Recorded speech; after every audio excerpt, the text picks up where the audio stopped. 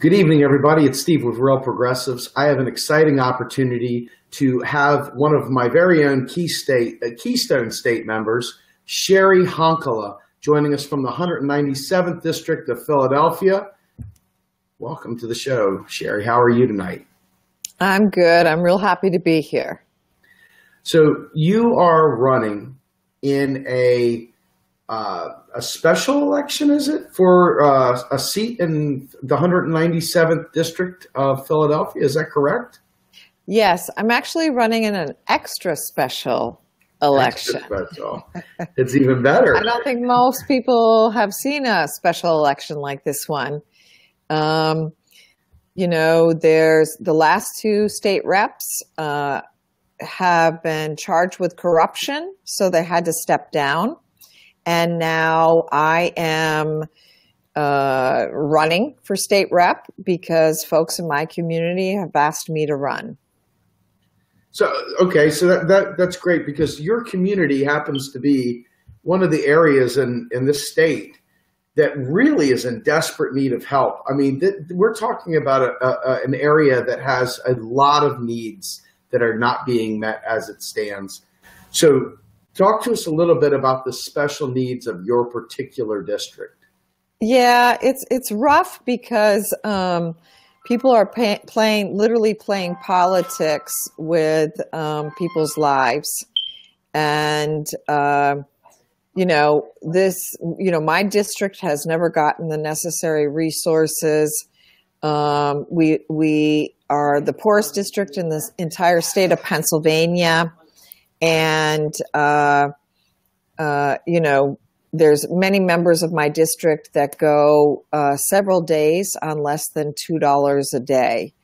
So something really has to be done, and we have to end the politics as usual and stop allowing the machine here in Philadelphia. It's the Democratic Party machine to just anoint different misleaders to be in charge of our neighborhood and our district. Okay, so Cheri, you have a really awesome history. I did a little bit of reading on you, but I'd like you to explain to our guests who in fact you are and where you come from and why you feel you're particularly suited to solve the problems of your district. Well, I'm a formerly homeless mother.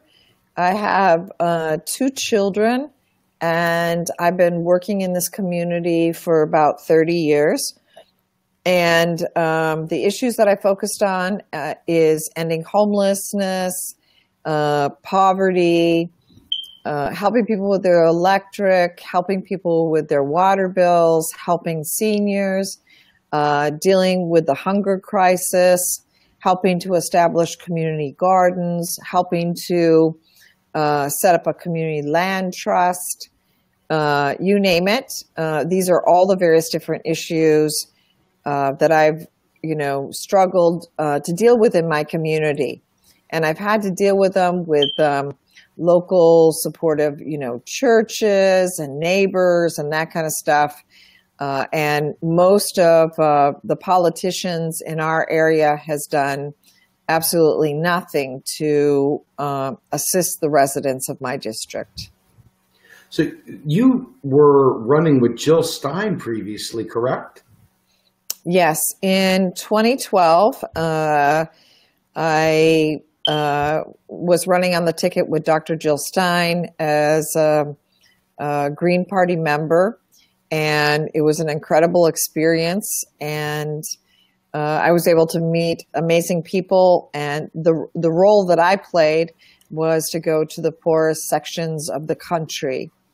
And at the end of the election, I came home and continued to see my district in a devastating situation, and something has to be done about it. And so that's why we have to get serious about supporting local elections and people like myself, because the only way that we're going to be able to take on big money is for people to get off their couch, leave their living room, and decide to be the change that they want to see.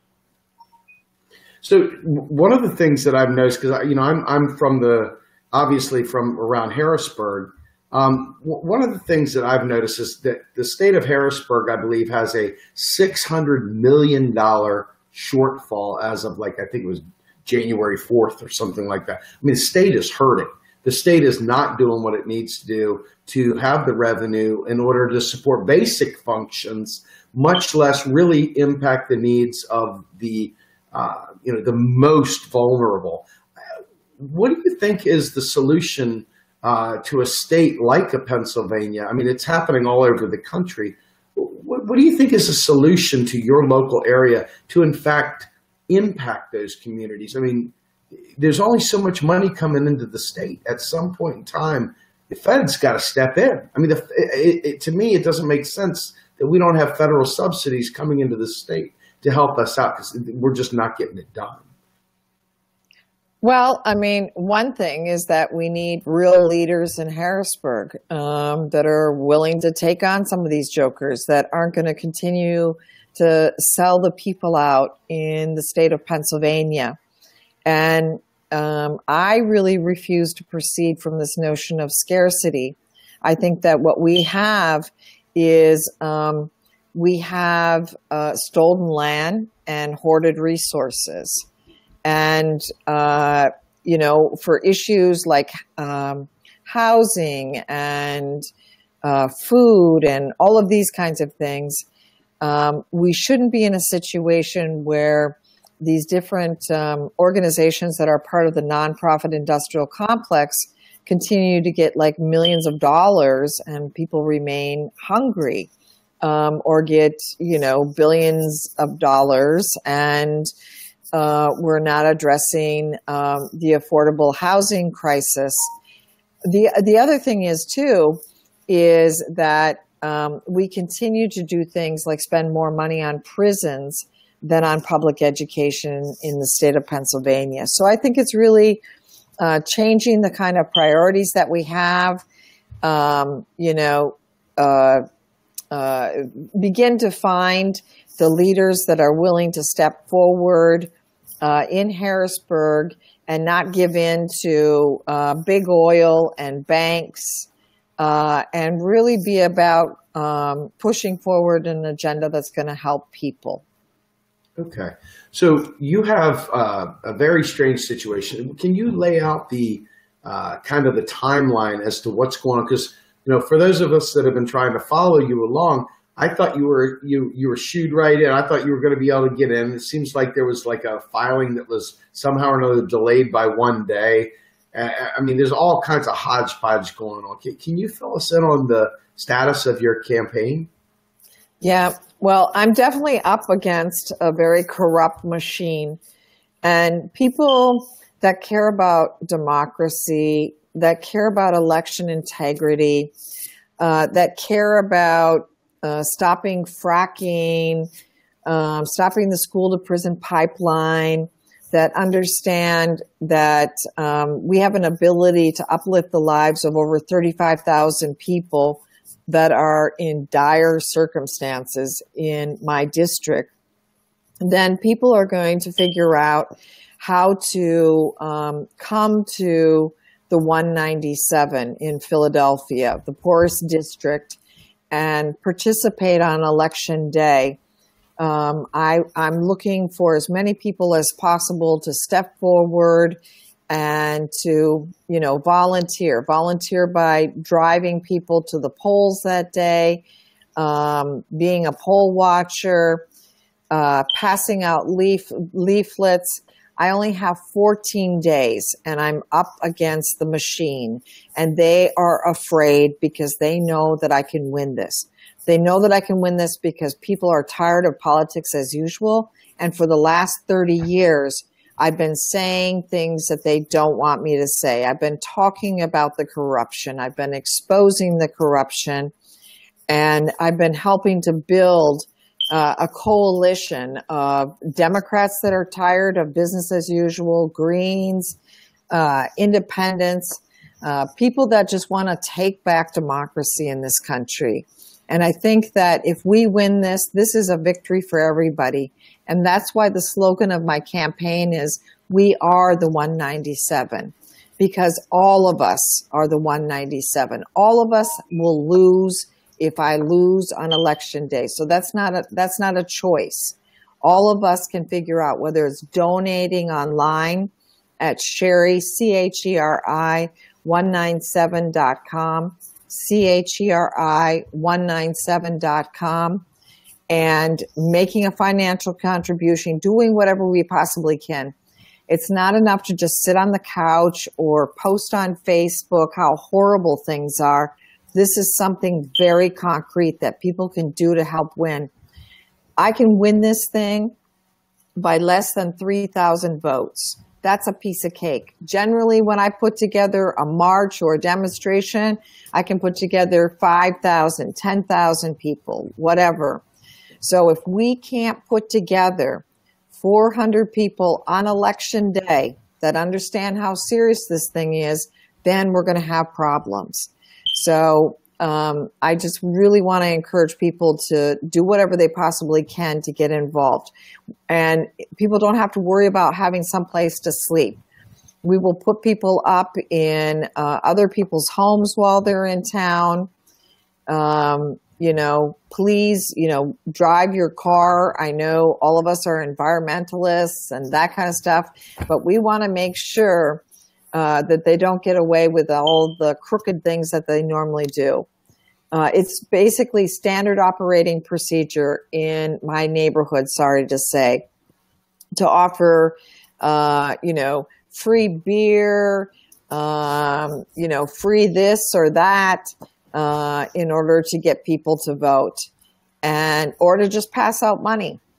And we can't let that happen.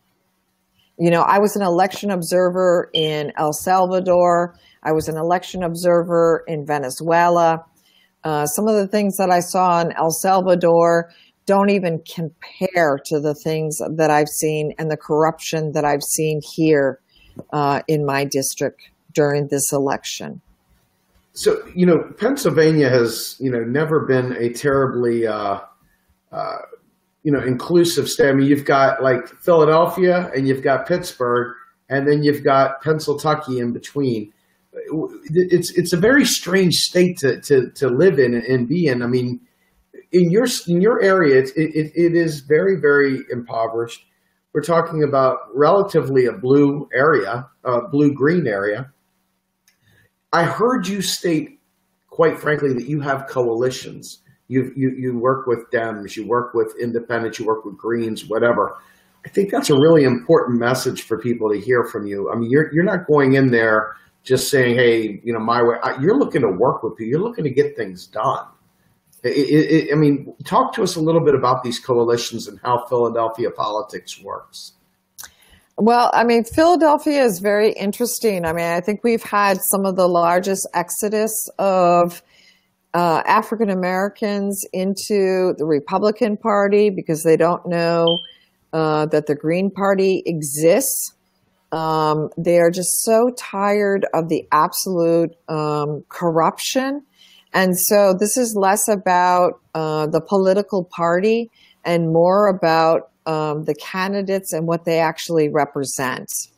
And so if people are going to decide we're going to vote for Emilio Vasquez because he's a Democratic Party hack, a ward leader who Bob Brady has just said, this is going to be your representative for your district, then we're going to continue to have the same old, same old. And we can't do that anymore. We're talking about people who are living on less than $2 a day, and we can't just ignore that. We're talking about me when I look out my window. There's, people that are sleeping in the park, and there's absolutely no reason for that. I'm like 7 blocks from the food bank, and there's barbed wire around the food bank. I mean, and there in the Enquirer newspaper about a week and a half ago, they wrote about one section, Fair Hill, in my district, that the Drug Enforcement Agency was writing about it like it was a so-called third world country. And this is the land of plenty. And so there's no reason that we should have to visit our children in prison because they have to do whatever they possibly can to figure out how to eat. There's no reason that, we should have to bury our young people because they give up and decide to develop an addiction because they don't see any kind of future for themselves. So it's really time to stop listening to all the so-called progressive rhetoric. And if we're serious about ending poverty, hunger, and homelessness, then people will either donate or come here and help me get elected on March 21st. That's right. Now, real progressives support a federal job guarantee. I know it's not local there, but what do you think of federal job guarantee, setting the minimum and also providing benefits and everything else? What do you think that would do to a community like yours where you've eradicated involuntary unemployment on its face? Absolutely. I mean, some of the hardest working people that I know in my life are low income folks. And so I've always been in favor of the GI Bill. I think that this is a major issue that we all have to deal with. Here in Kensington, this is where Mother Jones marched during the industrial period because the children had lost their limbs. So they marched to New York City to show that children, were losing their arms and their fingers in the factories. And if Mother Jones was alive today, there would be no factories to march from. There's no employment. And if our country is moving in a direction where we have electronics and technology and we're beginning to produce permanently unemployed people, we have to ask larger questions. Do these people matter? Or should we just let them die? Or are we going to have some kind of guaranteed income and take care of each other? And I think that there's so many things that we could do if people had some federally guaranteed income. We could actually have paved roads. Could you imagine? In this neighborhood, the average time for a car is probably 7 months, and then you better get rid of it because, you drive around and there's a pothole every, few blocks that your car can fall into. So, and could you imagine we could spend more money on, the arts and recreation programs. Amen. And not having kids in my community and my son growing up, feeling like they're growing up in a war zone. We could do so many things to uplift the lives of so many people. And that's what I intend to do. And it's not just I'm going to wait around to, pass some legislation.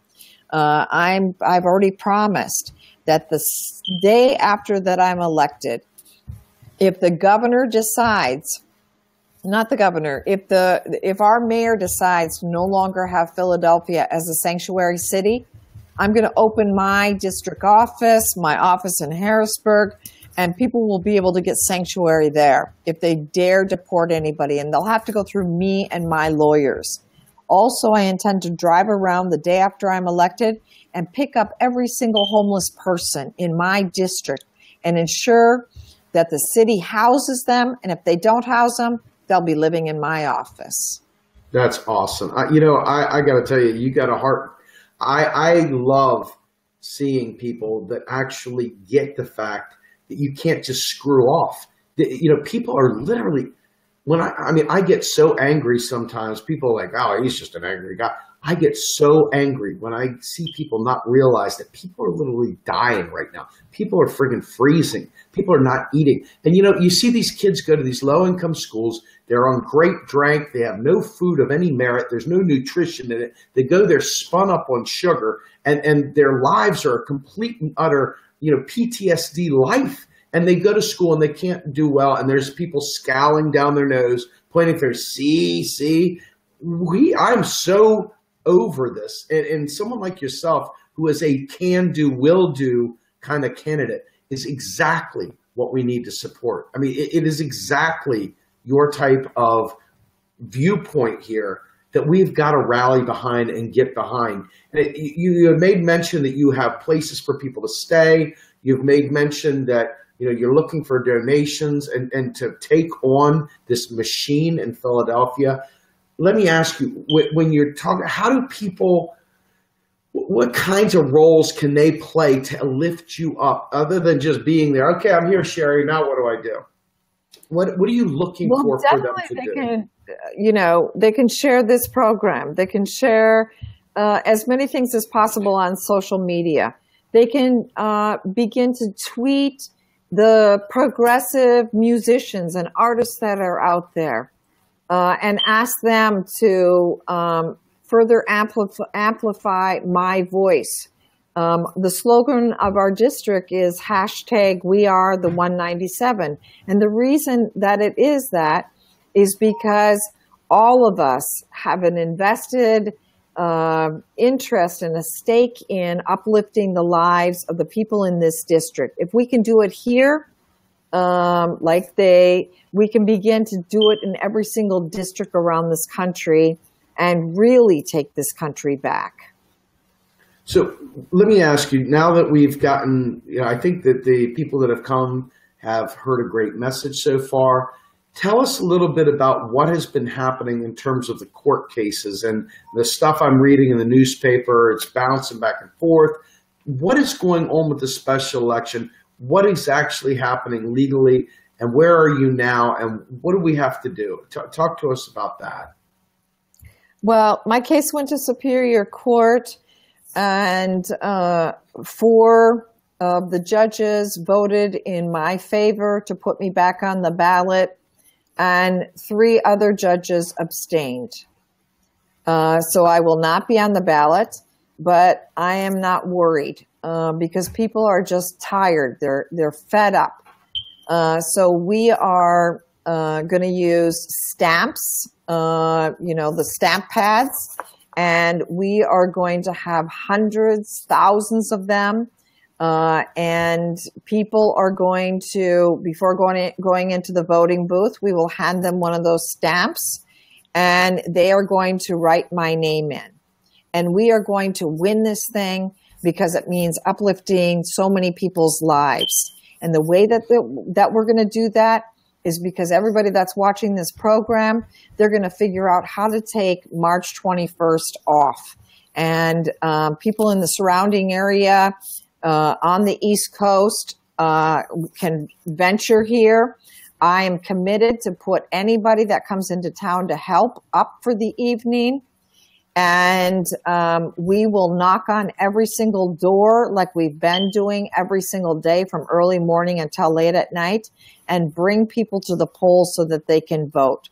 We cannot let this election be taken away from us. The only person that is on the ballot is one Republican. Nobody votes for a Republican in my district. And then it's just catch as catch can. It's anybody that writes in. The only person that I'm worried about that's going to write themselves in is Emilio Vasquez. Emilio Vasquez is a functionary for the Democratic Party. He's the ward leader. He was a part of the group that put the last guy in, which was Freddie Ramirez, who was removed from the ballot because he doesn't even live in the neighborhood. Mm-hmm. And so I'm going to begin to stop this legacy of corruption. We are tired of it. We are tired of people playing with mothers and children's lives, with veterans, with teachers, with hardworking people that live in the poorest district in the state of Pennsylvania. And they can threaten us all they want to. And make us afraid of taking on the machine, but we are going to do what is, morally, is the moral imperative right now, and that's to end this legacy of corruption. Okay, wonderful. So, Cheri, we've got how many days until the special election? What, 14 days, 5 seconds, 2 minutes? Yeah, 14 days and a few seconds and whatever. And when they count, I met with the commissioner's office today, and the counting of the names is open for the public. So that in itself, we are going to observe the count of every last one of the write-in ballots, as well as counting how many people go into every single voting booth, and having people on the inside of the voting booths watching what's taking place on, during that time as well. And I'm just saying this with so much passion because, I've lived and voted here for 30 years. And, there's horrible jokes in the community in this district that on voting day is the most employed day in the district because that's where so much money is thrown around and votes are bought. My goodness. So how many polling places are there in your district, for people to go to? What are you talking about there? We're talking about probably maybe between 48 and 50 voting booths. We're going to have people inside, outside. We're going to have hundreds of people on as many blocks as possible, knocking on every single door that we've already knocked on in Spanish and in English, and encouraging people to come out and participate in changing their district. Okay, so given the fact that you are in a situation where, this is a tough slog, no matter how you slice it. You've got the corruption that goes around the elections to begin with. Then you've got the fact that you're up against the Democratic machine and the Ward guy here. That you've got a lot of things, but you've got the message, and you literally are from the area, and they know you. Talk to us about your chances here. You feel really good. I can tell you feel confident. That's a great thing. I'm very confident. And I'm very thankful because people have just been coming out from all over the place. And I'm so proud of everybody. They are, we've had some really, really cold days, and people are out there door knocking from early morning until late at night. And I just can't believe it. And I had a community leader in Hunting Park talk to me today, and they said, Cheri, I watched to see some of the people that are working on your campaign. And he said, I was so impressed. He said, they didn't skip one door. He said, I've never seen it before in the neighborhood. He said, he looked out his door and he watched the people going down the block, and they stopped and talked to every single person in every single house. And they've never seen anybody other than the gas company or the electric company coming to shut off their gas or the electric. They've never seen a politician. They've never seen anybody come to their door and talk about what's happening. Until we started knocking on doors, nobody knew that there was a special election. They wanted to keep it a secret. They wanted to make sure that, that they would just have their chosen ward leader, and it would be a done deal. They would decide the election, and nobody would come out. Nobody would know about it. Well, we're going to do our best to get the word out for you. We're going to get our Share Army out there, plastering this everywhere we can get it to. But with that, I want to give you a chance to give a last minute pitch that maybe we can even cut into a sound bite and meme it out there and get it going viral. Great. Give your pitch to the voters to get out there to help you, to get out there and support your candidacy, and obviously to get out there and vote. Mm-hmm. If you really care about ending homelessness, if you want to keep people from being deported, then do everything you possibly can to get me, Cheri Honkala, elected as state representative in the 197. Please share this video as many times as you can. Tweet for people to support. Go to my website at Cheri, CHERI197.com. Again, that's CHERI197.com. Make a financial contribution today. Make some signs. Make some banners. Bring your car. Come sleep here for the night.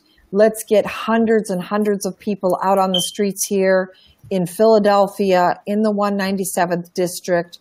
Let's make sure that we prove that we are capable of taking on the machine and that we're serious about ending this legacy of corruption. And it's going to start here in this district because all of us are the 197. All right. Awesome. So Cheri, with that, I want to thank you so much for your time. I'd love for you to be able to come back. You're in the same state. I want to hear more about this. Absolutely. So I will make special time. We will do what we can to assist you in any way we can as time goes on. I'll be in touch with your guys. We'll make sure we can get you back on so we can keep getting your message out there. All right. Awesome. Awesome. Have a great night, Cheri. Oh, hey, say hello, everybody. Bye. There we go. See you later. And say goodbye. Bye. Bye. Bye-bye. Yeah, I missed you.